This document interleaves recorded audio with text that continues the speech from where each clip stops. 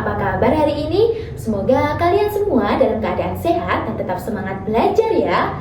Hari ini kita akan belajar topik yang sangat dekat dengan kehidupan kita, yaitu tentang bunyi dan sifatnya. Nah, sebelum kita mulai, Kak Intan mau tanya dulu nih. Pernah nggak kalian mendengar suara petir saat hujan deras? Atau suara azan dari masjid yang bisa terdengar sampai jauh?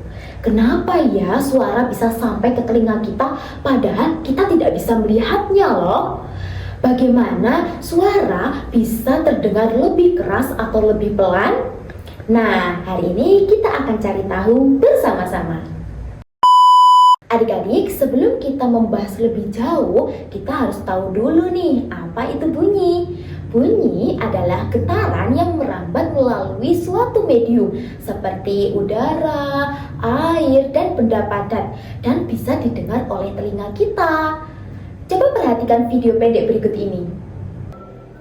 Saat meja diketuk akan terjadi getaran. Getaran tersebut akan menghasilkan bunyi yang merambat melalui udara masuk ke telinga kita.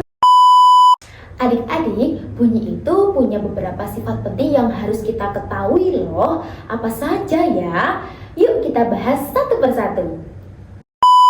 Kalau tidak ada medium, bunyi tidak bisa sampai ke telinga kita. Bunyi hanya bisa merambat melalui medium seperti air, udara, dan benda padat. Tapi ingat ya, bunyi tidak bisa merambat di ruang hampa. Pernah nggak kalian berteriak di lapangan kosong atau di depan tembok? Nah, suara kalian akan terdengar kembali kan? Ketika bunyi mengenai suatu permukaan yang keras, bunyi bisa dipantulkan. Nah, inilah yang menyebabkan adanya gema atau gaung. Saat sebuah sumber bunyi berbunyi, gelombang bunyi akan menyebar ke segala arah.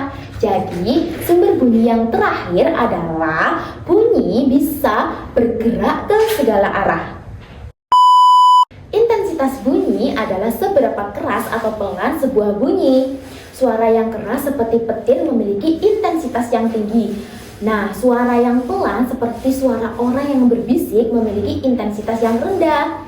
Kita tidak boleh mendengar suara keras terlalu sering ya adik-adik, karena itu bisa merusak kesehatan telinga kita. Nah, sekarang adik-adik sudah tahu kan apa itu bunyi, sifat-sifatnya, dan intensitasnya. Sekarang Kak Intan minta adik-adik untuk mencari 3 benda yang ada di rumah. Lalu coba bagaimana suara yang dihasilkan ketika dipukul atau diketuk. Apakah suaranya itu keras, pelan, bisa dipantulkan atau tidak? Cukup sekian ya pembelajaran pada topik ini. Sampai jumpa di pembelajaran pada topik berikutnya. Bye-bye.